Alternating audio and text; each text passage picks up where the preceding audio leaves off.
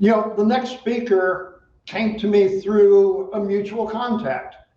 And, Daryl, who is not on the stage with us today, he said, you've got to get hold of this guy. And I'm like, well, why do I need to? He says, because he's kind of like you. He's kind of out in front of everything.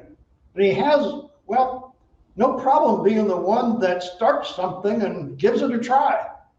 Being an entrepreneur is difficult at best times. And the last couple of years haven't been the best time for a lot of entrepreneurs. Why do I talk about this? Because Ken has been an entrepreneur of more businesses than I have fingers on one hand. Why do I make that comment? Well, because I've kind of went along that same path. So we kind of share a common bond. But he's contributed to several of our courses here at the Academy. Matter of fact, he's been right here in Orlando. We did a concrete care course because he's kind of a pro in the concrete care business. He is currently, and I have to say currently because I got to read this, the VP of Sales for Safe Facility Services. He's still also the owner of WCP Facility Solutions, the concrete folks. He is from Simpsonville, South Carolina. Welcome to the stage, Ken Horton. His message this afternoon is entrepreneurship in 2022 and beyond. Ken, stage is. Thanks, Dave. I appreciate that so much. Wow, great speaker. And I just have to give a shout out to Dr. Greg because I really want to follow that, but I have another talk planned here. December 7th, 1941, the famous words of FDR were heard around the world after the attack on Pearl Harbor, a date that will live in infamy. History and lives were changed forever. And other dates, recent history, we can look at, such as 9/11, that just changed all of our lives and shocked the world. More recently, two specific years hold a lot of memories for many of us in the business world. In 2008 and 2020.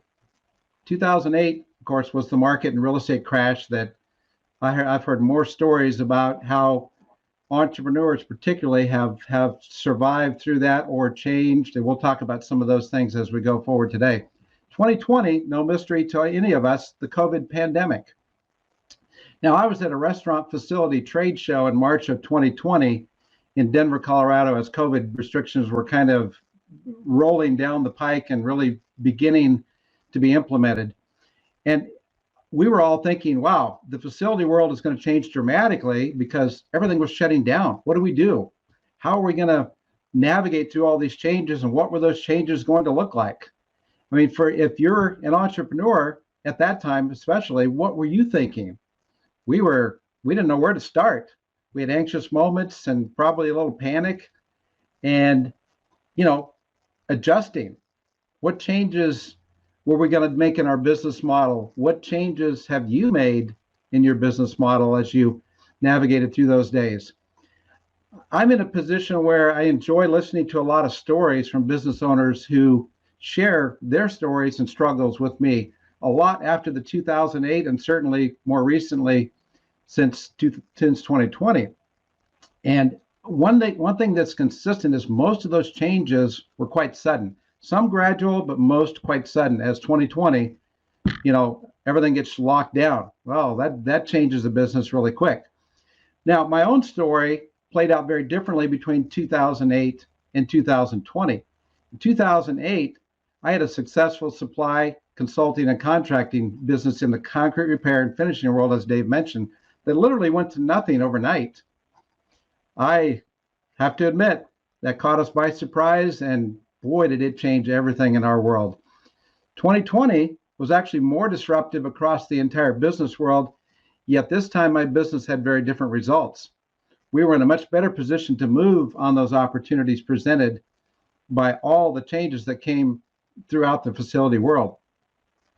What kind of changes do you think have we seen over the past couple of years? Well, and I know it's been touched on today by several, but we have more remote work, or in this case, a more remote conference, less available labor, And we've talked about that throughout the day. Hiring signs everywhere. Industry shakeups. Well, let's focus on two specific ones that are probably near and dear to many of us. The restaurant industry, for one. A National Restaurant Association stat recently said that about 14 to 15% of all restaurants were closed permanently. Wow, probably over 120,000 restaurants, and between 2.5 million to 3 million people out of work. Another sector that really was completely disrupted is our education system. Schools were shut down, no students in the classrooms, and everybody on the facility side scrambling to figure out how to change their approach to cleaning and disinfection. Consumer habits have changed. Obviously, the way we eat and the way we pick up food, a lot of that has changed and more. And we're also redesigning the facility purpose.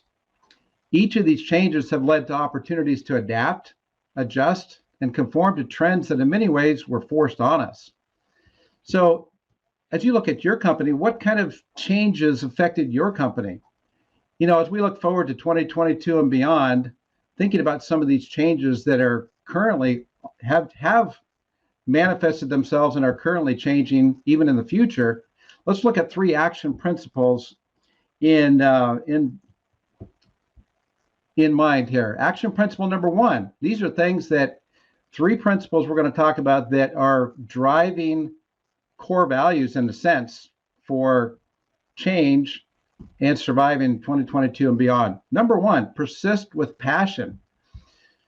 You know, we think of passion as something that gets us excited or motivated. You know, is passion for something by itself a good reason to start a business? It can be a driving force, but passion alone may not be enough. Mark Cuban talks about it this way: if you focus on where your strengths lie and where you naturally spend your time, you become even better at that skill. And once you're the best at something, it usually becomes a passion anyway. So what am I saying? How about be passionate about being persistent until your persistence becomes passionate? Sounds a bit like a circle, but in reality, just be persistent at getting really good or passionate about your business. Persistence is a key requirement of entrepreneurship, always has been, and it will be in 2022 and beyond. Several ways you can exhibit persistence: evaluation, constantly analyze your metrics and strategy; excellence, not perfection, excellence in all areas of your business; focus, keeping your attention on the vision, objectives, and staying in the game. Persistence is not giving up. Stay the course.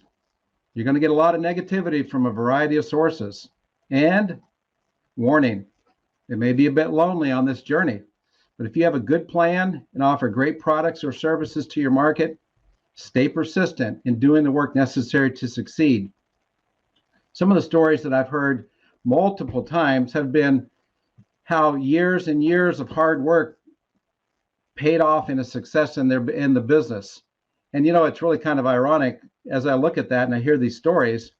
Some that just get in the attention of people or seen by people, they say, oh wow, weren't they suddenly successful? Wow. Needless to say, the early part of the story that told of long nights, long days, no one understanding their vision or the reason they were putting that kind of effort into their business was glossed over or minimized. Yet without that early part of the story, there would not have been the rest of the story. Action principle number 2, pivot with urgency. What does it mean to pivot with urgency? When your market changes, when our customers' world changes dramatically, be prepared to pivot to meet the new opportunities and do it with urgency. How do we adapt quickly and grow through this process? Well, 3 things. We listen, we learn, and we apply. Waiting too long to determine the next move and overanalyzing creates indecision. Your goal may be to ensure a perfect liftoff of a new strategy to address the new opportunities. The reality is we learn while going and doing, even when not yet perfected. Isn't that a little bit risky? Of course it is. To quote Jeff Bezos, the only way to get above average returns is to take risks, and many won't pay off.